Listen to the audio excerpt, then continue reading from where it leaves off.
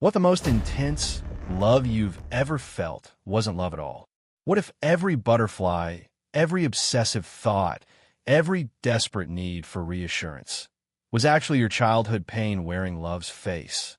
This video might change how you see every relationship you've ever been in.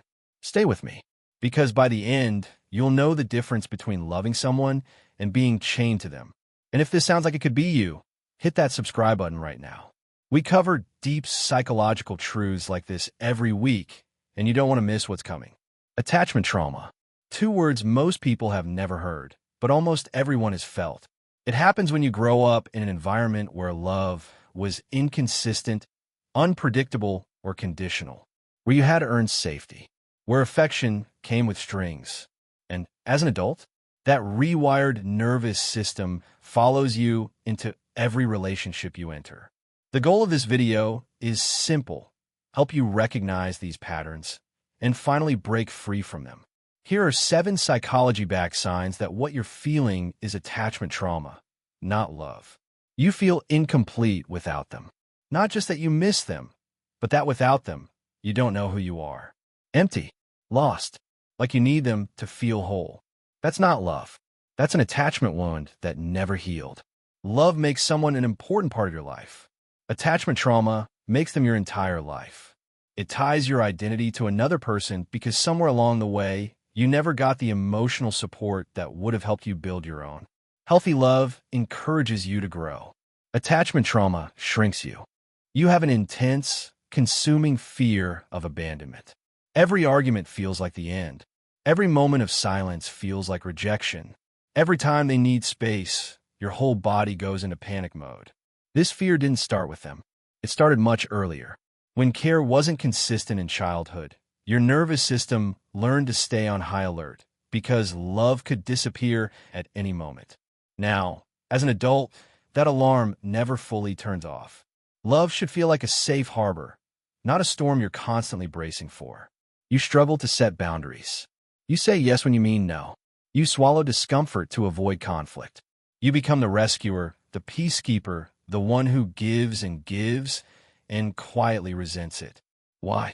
Because somewhere in childhood, you learned that love was conditional, that to keep it, you had to be agreeable, easy, needed.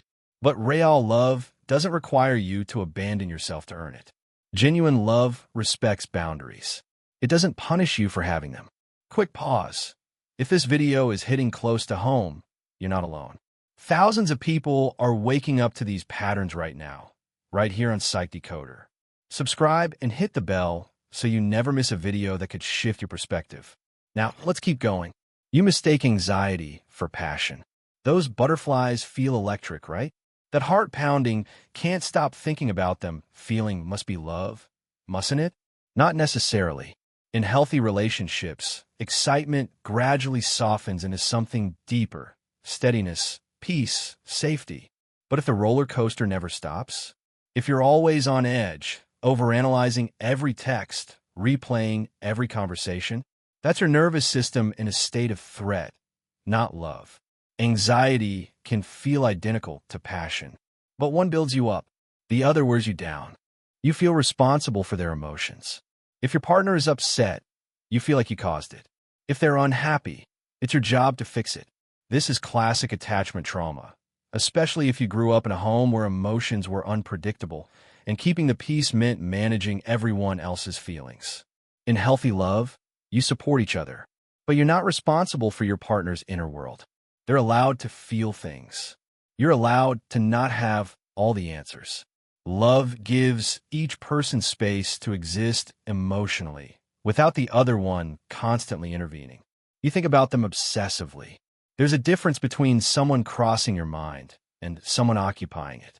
Attachment trauma creates intrusive, compulsive thought loops where they are who they're with, whether they're thinking about you.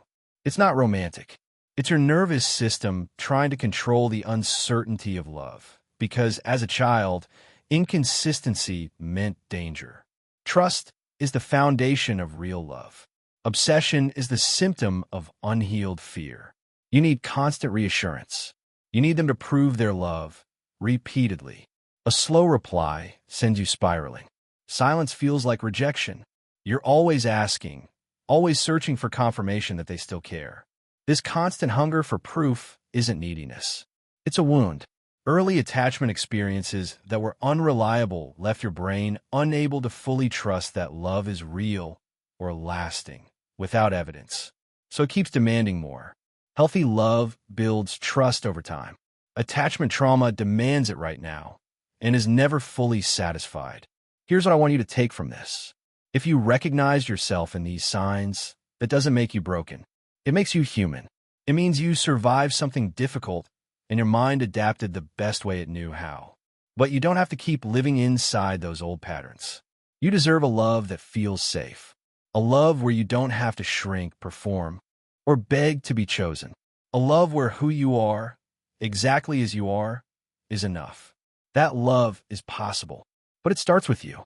If this video resonated with you, please like, share, and subscribe to Psych Decoded.